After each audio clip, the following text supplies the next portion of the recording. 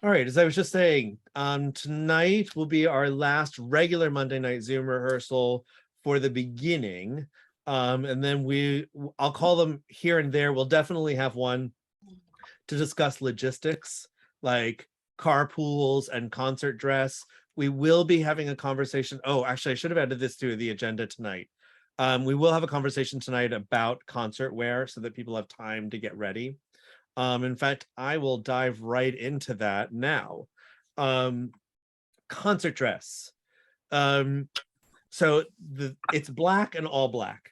I'm not into tuxedos for men and fancy matching dresses for women. One, I think that's really expensive, and I don't know. I kind of begun to feel like it's a little dated. So generally, we're wearing all black.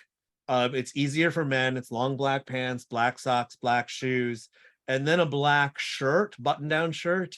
And then from there, you have options. I often wear a black suit coat and a black tie as well, all black. But it's all black. It We have had many, many lost hours of choir discussing, well, what kind of black? Is it a warm black or a cool black? I don't care. Black, black, black, black. So for women, it's a little bit more complex, but not for any particular reason other than you always bring up more options that I haven't really thought about. So it's all black. We don't really, Heidi's going to correct me and I will thank her for it. I don't know that we've ever really settled on clear skirt lengths or sleeve lengths. I know there was a discussion about a 3/4 sleeve length or longer once upon a time. I'll tell you the thing that I'm most invested in. So I think slacks are okay. I think black tops are okay. I think all of that's okay. The bigger issues are, and no, Michael, a jacket is not necessary. A button down and tie is totally fine. Um, Great question. The primary thing to think about is that um, unless you're a soloist, you don't want to stand out, right? Like we don't want to hear the individual voices. We want to hear the choir. And it's the same thing visually. We don't want to visually distract from that. So the standard thing has been all black, no bling. What that means is all black, but He's no like bling. as understated earrings, jewelry, or whatever, nothing that's going to catch lights, that's going to draw attention, that's going to, whatever. So take a moment to think about that. Again, it's probably not as helpful as it should be for women, in which case, now that the seed has been planted, if we need to schedule like 5 minutes, like at an in-person rehearsal, just to have a more robust discussion, really happy to do that. But just Heidi pointed it out, and again, thank you, Heidi, after last week's rehearsal, probably better sooner rather than later to let people have a longer runway to think about what to wear at the concert. But just think all black, definitely, definitely, definitely, definitely the most comfortable black shoes you can find. Do not underestimate how much even the smallest heel will ache over time, particularly on different surfaces. I have made the mistake. And it's just, I had a pair of black shoes that I just loved. I loved the way they looked and conducted, and they were pretty comfortable. They were even for wide feet and everything, but they had a wooden heel. And boy, an hour and a half into conducting a 3-hour Messiah, was I aware of that wooden heel. And so really think about that as well. So the thing I would pay most attention to, I think, are your shoes. Comfortable shoes that are presentable, but that's pretty wide. Any questions? Heidi, anything I should be hitting that I haven't hit? Not that I can think of, just really no like shiny watches or anything. Yeah, they get really, it's subtle when it's just you, but it gets really distracting in the mix. So all right, that said, I'm just going to review my standard talking points at the beginning. We meet Mondays at 7 p.m. via Zoom. We're going to take the next couple Mondays off until we have another round of logistics and background stuff to go through. I will give you plenty of notice before we resume them. So from after this week onward, it's just Tuesdays in person at 6:30 p.m. at New Community Church of Union. Please and thank you. Everybody's been doing a spectacular job of maintaining our COVID protocols and communicating with me about it. And I so appreciate it. So do not attend in-person rehearsal if you have any symptoms or have had a close contact. And please keep track of your mask. All right. And again, just one last reminder, the importance of Zoom rehearsals when we do have them is that it's all about documenting shared logistical information, everything from musical information like breath marks to logistical information about like carpools and where we're meeting and this and that and everything in between. As you'll hear tonight, we're going to be talking about literacy and technique. Tonight ends our background on the Baroque series as well. We will do, and this might be the reason we come back to Zoom sooner rather than later, troubleshooting. If I feel like it's better for me to pull up a screen and show a few measures and bring up the annotation tools and mark what's going on here, that's often better via Zoom. And then really the most important thing is that keeping up our Zoom skills allows us to maintain consistency in case of an outbreak that shuts us down for a week or two. This is the last week to join this term. So I will be flexible if it's somebody who's got some musical experience or has sung the Gloria in the past. But tomorrow is the last week to drop in and join the rest of the term. And then last, before I dive into the topics for tonight, how is everyone's practice going? Yeah, good. I'm liking the thumbs up. Good. I was liking what I was hearing in the soloist coaching sessions today too about how people are falling in love with the piece, and that always makes me happy. Okay. It's such a gorgeous piece. All right, so tonight we are, oops, I skipped across. Did I? No, I didn't. All right, so tonight we're talking about dance rhythms. Well, that's weird. Why did it start that one? So now we're talking about dance rhythms in the Gloria because they're a big part of Baroque music for a couple of different reasons. One of those reasons is not as important for modern audiences, which is, again, each and one of the dances that show up in one of these movements would have been plainly obvious to anybody listening to this at the time. So they would have gotten sort of the tongue-in-cheekness or any additional comment that would have been made about using this dance in this kind of setting. So for example, in this setting where we're singing a prayer, you know, what does it mean to do a jig in it versus to do a saraband, which is more stately, you know, and what are we doing at that point? So there's nothing in a sacred piece that's going to be tongue-in-cheek, but it still adds another layer of meaning to what we're singing about in this prayer in each moment. So the more important thing, though, is how we sing the lines in this. And so the dance rhythms in Baroque music are all about the way energy is carried across a bar line. And I'm going to give you a couple examples of that.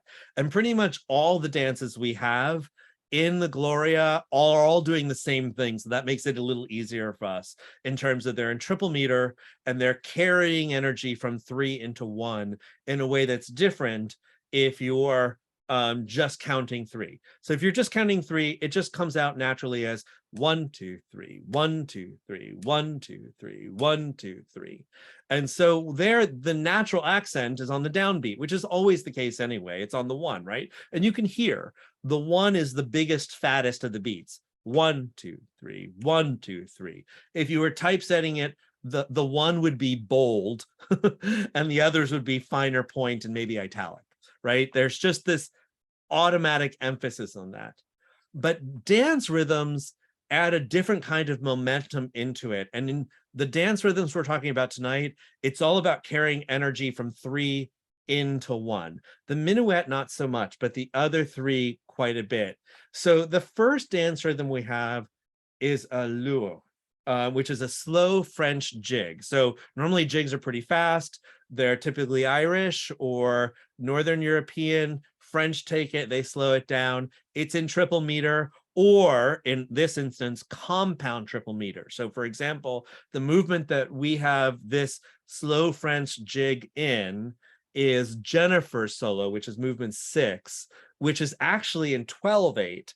But all that is it's 3/4 in groups of 4. So it's 1, 2, 3, 4, 5, 6, 7, 8, 9, 10, 11, 12. So it's basically 4 triple meter measures crammed into one measure. So that's what we mean by a compound triple meter, but the triple meter still really leaps to the forefront. And so then the next we have a minuet. And the minuet and the saraband, we have both in sort of a mashup in movement 7. So I don't have a good example of the lure, although actually let me go back and let me go back a slide. Oh no, it's forward a slide. So let me pay a little bit of, again, I got my slides mixed up. This one was supposed to come first. A little bit of Jennifer solo, and you can hear that, and I'll do some counting. 1, 2, 3, 4, 5, 6, 7, 8, 9, 10, 11, 12. And then I'll point out some other things.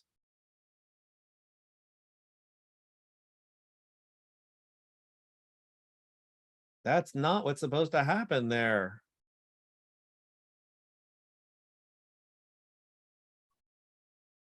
There we go.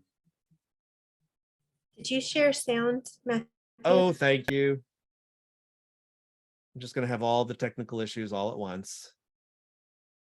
I'm never going to get any better at this, so just know that. Okay, and there I'm sharing the whiteboard, which is not what we want.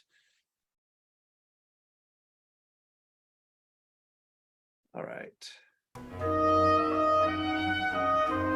9, 10, 11, 12. 1, 2, 3, 4, 5, 6, 7, 8, 9, 10, 11, 12. 1, 2. So I'll be conducting this in 4. 1, 2, and 3, and 4, and 1, 2.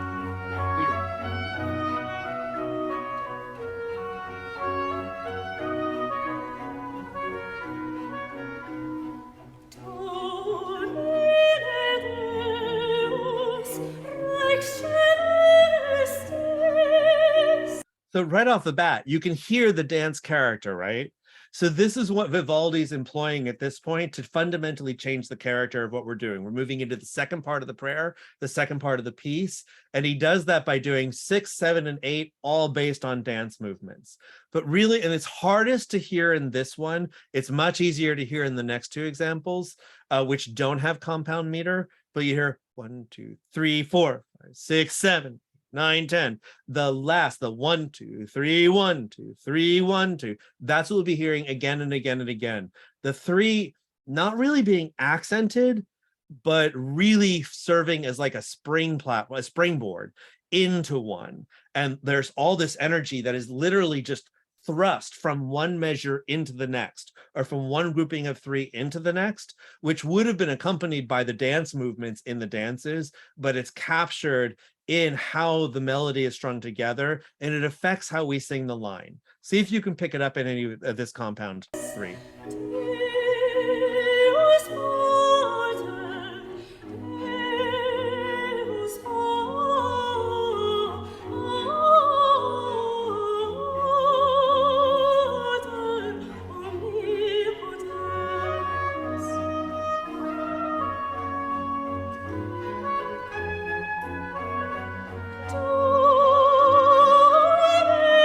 Right there. Do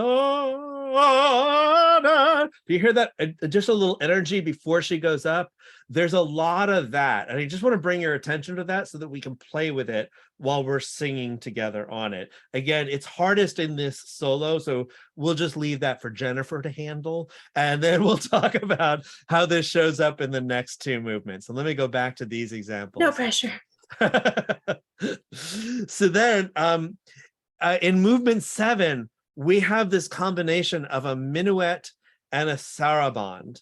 And they both kind of do different things. So the minuet does this, it's a stately ballroom dance, the way we've sort of done it as a ballroom dance. It's different as a folk dance, but it's still that 3, 1, 2, 3, 1, 2, 3, 1, 2. It's all about the anacrusis, or the pickup into 1.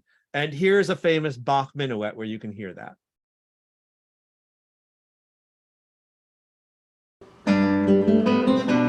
3, 1, 3, 1, 3, 1, 3, 1, 3, 1. So do you feel that? Rather than 1, 2, 3, 1, 2, it's 3, 1, 2, 3. It's almost like 3 and 1 are kind of merged together in some ways in terms of the amount of energy and focus they take. And So will you conduct that in 1 then? that's a good question. I don't know. I don't know, because it's also a saraband, which does not have that 3-1, 3-1. And what it has, it's still in triple meter, but what it does is really sort of like, I don't know, it's got these sort of block string sort of movements. And here's a little taste of the saraband, a Handel saraband.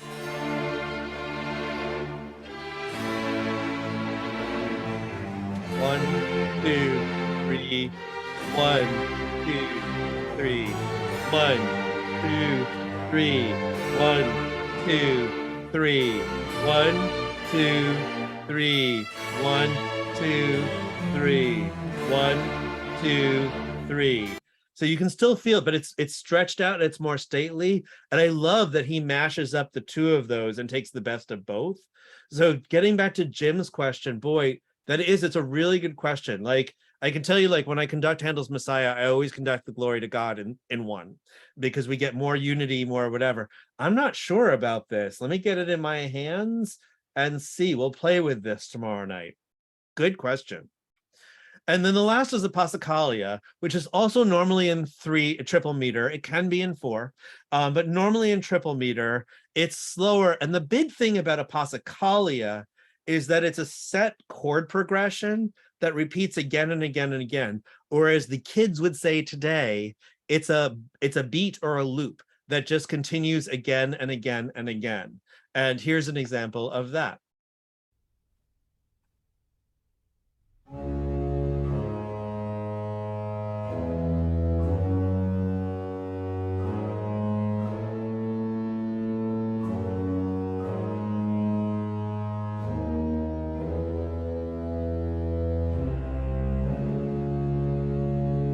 And there you have the bass thing that just repeats again and again and again, and more things come over on the top of it.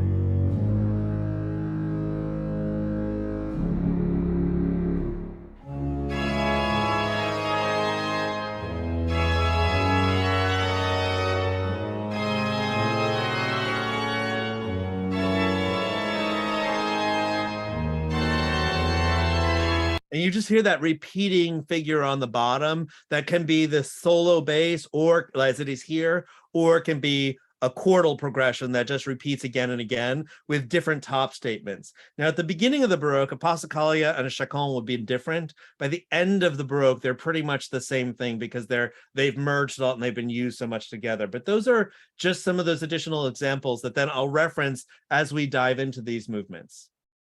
All right, so we've already been here. All right, so movement 7. So this follows right after Jennifer's solo. This is the danciest movement in the piece, and this is the minuet and the saraband mashup. The other big part of this is we have French dotted rhythms, which Jennifer brings in. And actually, Jay and Emily's solo has quite a bit of French dotted rhythms too. So rather than singing, well, actually, let me get it a little bit in our ears, and then I'll point it out.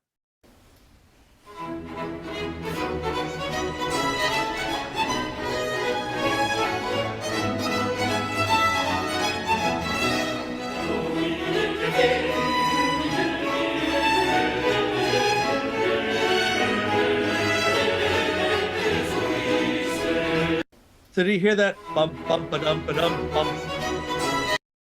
Bum, bum, ba dum, ba dunk, dunk, dunk, dunk. It's not da da da da da da dunk, dunk, dunk. That uneven, unequal, little bit herky jerkiness or whatever. That's a classic French dotted rhythm. And there's all kinds of signifiers and significations about that would have come from French royalty that we're not going to get into. But again, that's another signifier here. It does mean things are fairly regal. And here we're singing Domini Filiu Nigenite, which means Lord Jesus Christ, only begotten Son. And so this is celebratory, it's dancey, but it's also majestic and regal. So breaths on this.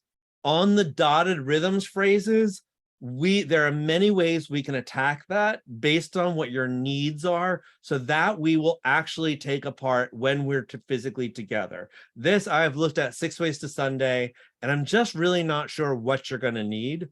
And so we'll get into this tomorrow and sort out on the dotted rhythms phrases, which is bum ba da da da dum da da da da dum da da da da dum ba da da da da. We have these long phrases that go out, and there's lots of catch breath opportunities. One of the best things about dotted rhythms, they provide all kinds of opportunities for catch breaths.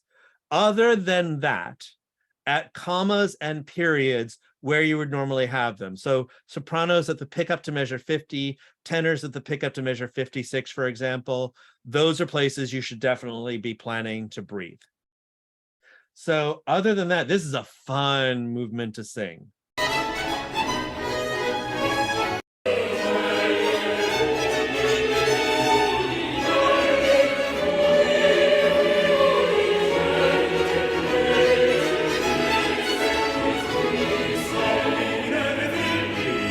One, 3, 1, 3, 1, 3, 1, 2.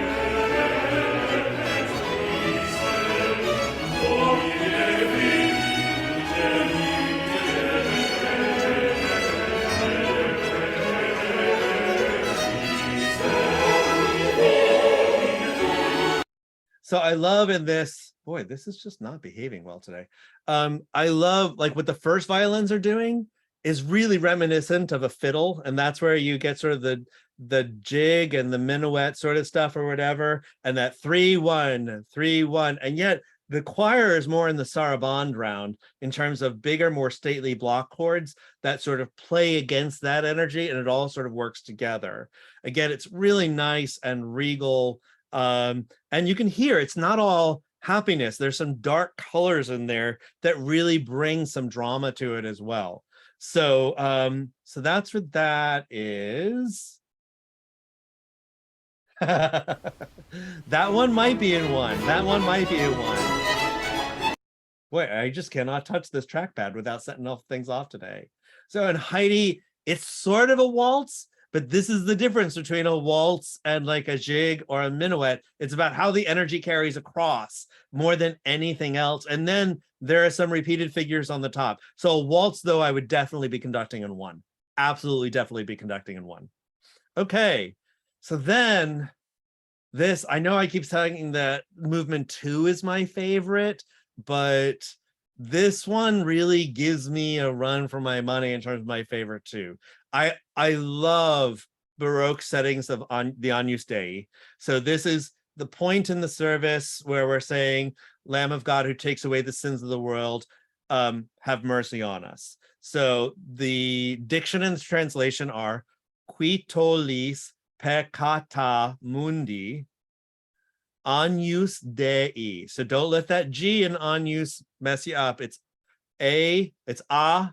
Nyos, N-Y-O-O-S, or N-Y-O-O-S-E maybe. Agnus Dei Filius Patris, Lamb of God, Son of the Father, miserere nobis, and miserere, not miserere, miserere nobis. Oh, and Lisa, I have it on my list tomorrow to do a recording of the translations for. And that means have mercy to us. The breathing on this is really easy. So this is Farron and Janine solo that we are the doo-wop girls for. So the shaping on each one of our statements is the most important part. But you'll hear that stately Passacaglia sort of texture right at the very beginning.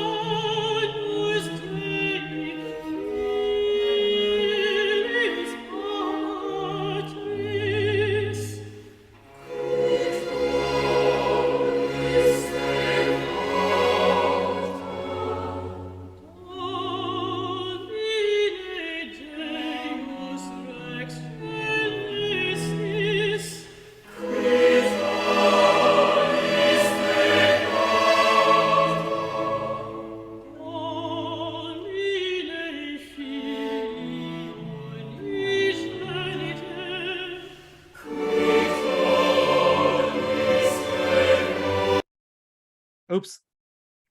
I touched the trackpad again. I was just going to hit pause.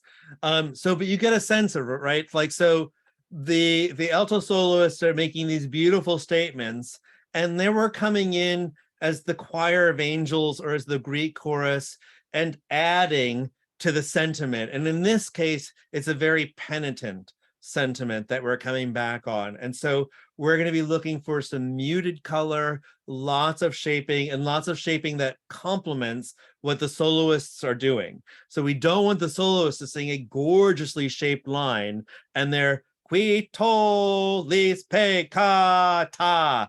After that, it's got to be qui tolis peccata. We've got to echo a lot of the shaping that they're doing, and that's going to be a fun challenge. This is not a very long movement, and so we really only have 6, 7, 8 of these little statements. The notes are really, really easy. So we're basically going to touch this tomorrow and maybe touch it maybe as a warm-up, but we won't do a whole lot of work on this one for another 3 or 4 weeks until we can start doing some work with the soloists. And I want to give them a good long runway to get it into their bodies.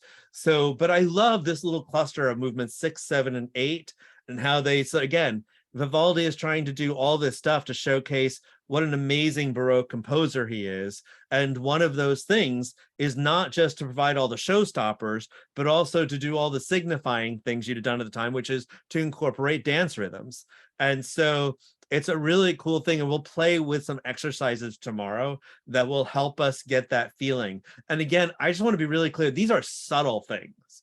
Like, these are really subtle things, but these subtle things, like in terms of how we manage the energy in the line shaping and how we manage the energy through movement and how we manage our vowels, that's what makes us sound like we're not a community choir. It's that effort that we put into those things that give us the polish. Like, we've all been to performances where the choir is singing all the right notes at all the right time, and it still sounds like a community choir. And it's so much more about all the right notes and all the right time. It's about how we shape things either authentically to the period or to break the rules and go contrary to authenticity, but still that reads as intentional. And I guess it's about the intentionality more than anything else that really sort of reads in terms of our artistry. And that's your background on this whole piece. So I will be adding at least 1 piece to our docket, probably 2. I won't be adding them this week, but I will add them probably the first one probably next week. And we'll go from there in terms of how we're moving forward, because I think we're just racing through things and we've got the bandwidth. So I want to say thank you. Last week's rehearsal was so exciting. I have never had a choir in Mason County that's this strong at sight reading. And it's just really like, wow, I got to really revisit my pacing because we can get through a lot more and it's a great problem to have. And I really appreciate it. So that's it. I don't want to take up any more of your night. Does anybody have any questions? Go ahead, Janine. Take me a minute to unmute. So tomorrow night we're working on the movement that starts on page 36 and the one we just went over, but what else? We'll be more ready this time. Yeah, we will definitely be working on movement 12. Movement 12. Yeah, we'll definitely be working on movement 12. And we'll definitely spend some time on movement 1 and 2. 1 and 2. And Okay. then we'll break in movement 7. It's brief, but I want to sort of get into that. And we'll look at some of the chordal block statements in your solo movement as well. Okay. But we'll do those as one-offs, just like looking at them piece by piece. They're a lot like the little mini movements we have that are just like 6 measures and we're just making a statement. A lot of what the choir is doing in movement 8 is just like that, only in response to the soloists. Okay. Thank you. Yeah, no problem. But yeah, get ready. We're going to be hitting the Cum Sancto Spiritu hard tomorrow night. It's time. It's time. So, and probably from there, we'll go right to movement 7. We'll get the unfamiliar stuff that will be harder to woodshed out of the way first. and then we'll dive into more familiar territory as we get longer into the night. Hey, any other questions?